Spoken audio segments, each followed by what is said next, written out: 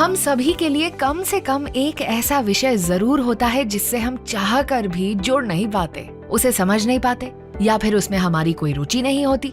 कोई विषय हमें कठिन लगते हैं तो कोई हमें सरल। कुछ विषय हमारे मनपसंद होते हैं तो कुछ विषयों से हम भागते हैं, जी चुराते हैं। ऐसे में क्या करना चाहिए? मुश्किल विषयों से कैसे निपटें? स्टूडेंट्स के लिए आयोजित कार्यक्रम परीक्षा पे चर्चा में पीएम मोदी देश भर के छात्रों से सालाना जुड़ते हैं, उन्हें मोटिवेट करते हैं। उन्हीं चर्चाओं से हम ले आए हैं कुछ स्पेशल टिप्स हमारे एग्जाम वॉरियर्स के लिए। हर सब्जेक्ट समान रूप से आसान या कठिन नहीं होता।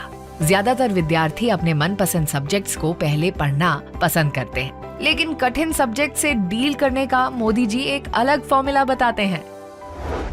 आप लोग अकेले नहीं हैं जिनको इस स्थिति का सामना करना पड़ता हो।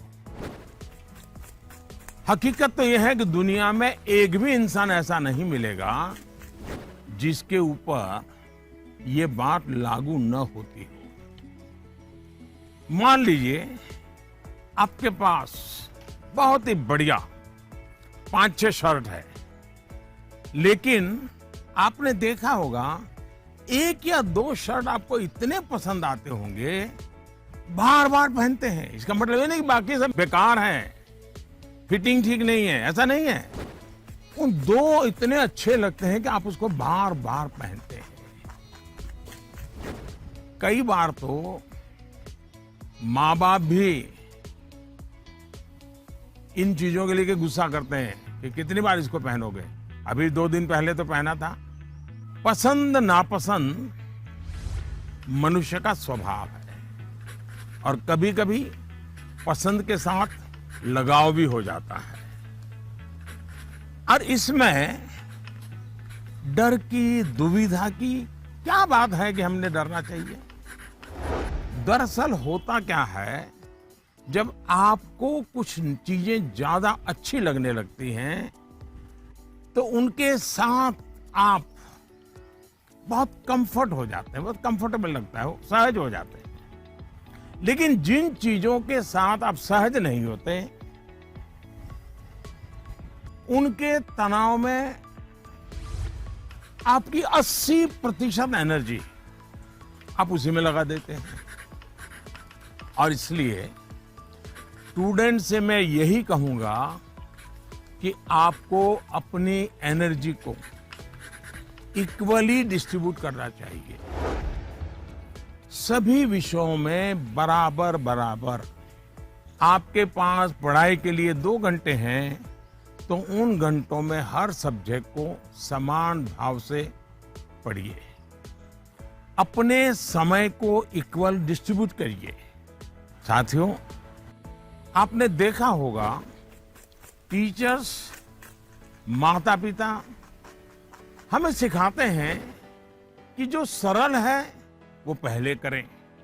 ये आम तौर पर ये कहा जाता है, और एग्जाम में तो खास तौर पर बार बार कहा जाता है जो सरल उसको पहले करो भाई, जब टाइम बचेगा तब वो कठिन है उसको हाथ लगाना। लेकिन पढ़ाई को लेकर मैं समझता हूं ये सलाह आवश्यक नहीं है और उपयोगी भी नहीं है।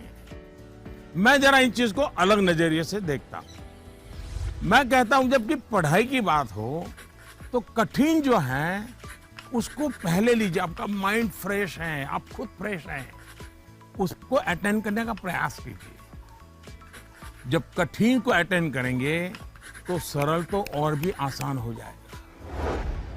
मैं अपना अनुभव बताता हूं। जब मैं मुख्यमंत्री था, तो प्रधानमंत्री बना, तो मुझे भी बहुत कुछ पढ़ना पड़ता है, बहुत कुछ सीखना पड़ता है, बहुतों से सीखना पड़ता है, चीजों को समझना पड़ता है।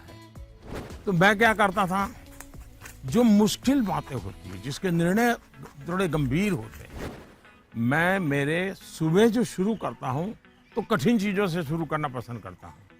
मुश्किल से मुश्किल चीजें मेरे अफसर मेरे सामने लेकर के आते हैं, क्योंकि उनको मालूम है कि वो मेरा एक अलग मूड होता है। मैं चीजों को बिल्कुल तेजी से समझ लेता हूँ, निर्णय करने की दिशा में आगे बढ़ता हूँ।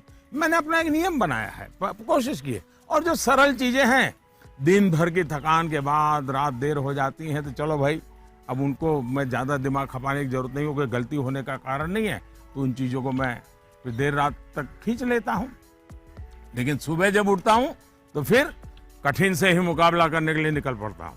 दोस्तों, एक और बात हमें अपने आप से सीखनी चाहिए। आप देखिए, जो लोग जीवन में बहुत सफल हैं, वो हर विषय में पारंगत नहीं होते, लेकिन किसी एक विषय पर, किसी एक सब्जेक्ट पर उनकी पकड़ जबरदस्त होती है। अब जैसे लता दीदी हैं, लता मंगेशकर जी की पूरे दुनिया में नाम है, हिंदुस्तान के हर जुबान पे नाम है, लेकिन अगर कोई जाकर के उनको कहे कि आज हमारे क्लास में आइए और ज्योग्राफी पढ़ाइए, हो सकता है वो न भी पढ़ा भी पाए, मैंने क्या जानता हूं कि वो पढ़ा पाए न पढ़ा पाए, लेकिन लता जी की महारत ज्योग्राफी में शायद न भी हो, लेकिन संगीत की दुनिया में उन्होंने जो किया हुआ है, एक विषय पर जिस प्रकार से अपना जीवन खपा दिया है, आज वो हर एक के लिए प्रेरणा का कारण बन गई है। और इसलिए आपको भले कुछ सब्जेक्ट मुश्किल लगते हो, ये कोई आपके जीवन में कोई कमी नहीं है। आप बस ये ध्यान रखिए कि इस मुश्किल लगने वाले सब्जेक्ट की पढ़ाई से खुद को दूर मत कीजिए, उसे भागिए मत। वहीं टीचर्स के लिए मेरी सलाह ये है, वो विद्यार्थियों से उनको टाइम मैनेजमेंट के संबंध में, उसके तौर तरीके संबंध में, सिलेबस के बाहर जाकर के भी कभी उनसे बातें करें, उनसे चर्चा करें, उनको गाइड करें। विद्यार्थियों को टोकने के बजाय उन्हें गाइड करें। टोकना, रोकना, उसका प्रभाव मन पे और ज्यादा नेगेटिव फैलता है। प्रोत्साहित करने से वो कॉन्सेंट्रेटेड ताकत के रूप में कन्वर्ट हो जाता है। कुछ बातें क्लास में सार्वजनिक तौर पर जरूर कहें ताकि सबका प्रबोधन होगा, लेकिन बहुत सी बातें ऐसी होती हैं जब किसी एक बच्चे को बुला करके चलते चलते थोड़ा सर पे हाथ रख करके बहुत ही प्यार से कहें, बेटा देखो भैया तुम इतने बढ़िया करते हो, जरा देखो इसको जरा थोड़ा ये कर लीजिए, देखिए तुम्हारे में बहुत बड़ी ताकत है, आप देखिए ये बहुत काम आएगा, बहुत काम आएगा। एक काम करिएगा, आपके जीवन में ऐसी कौन सी बातें थी जो कभी आपको बहुत कठिन लगती थी और आज आप उसको बड़ी सहजता से कर पा रहे हैं।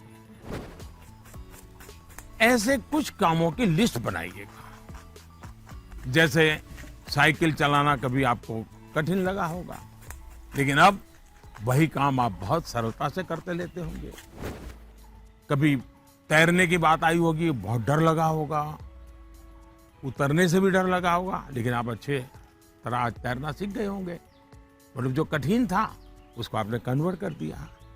आपके जीवन में ऐसी सैकड़ों चीजें होगी, अगर आप ये याद करके जरा किसी कागज पर लिख लेंगे तो कभी आपको किसी को भी, मुझसे भी कठिन वाला सवाल पूछना ही नहीं पड़ेगा, क्योंकि कभी कोई चीज आपको कठिन लगेगी ही नहीं। हर बच्चे में अलग अलग क्षमताएं होती हैं और सोचने का एक अनूठा तरीका होता है, इसलिए कुछ विषय डिफिकल्ट और बोरिंग तो कुछ सिंपल और इंटरेस्टिंग लगते हैं। मोदी जी की ट्रिक ट्राई करें और अपनी एनर्जी लेवल्स के हाई टाइम में ऐसे टॉपिक्स को स्टडी करें जो आपको बोरिंग या डिफिकल्ट लगते हैं।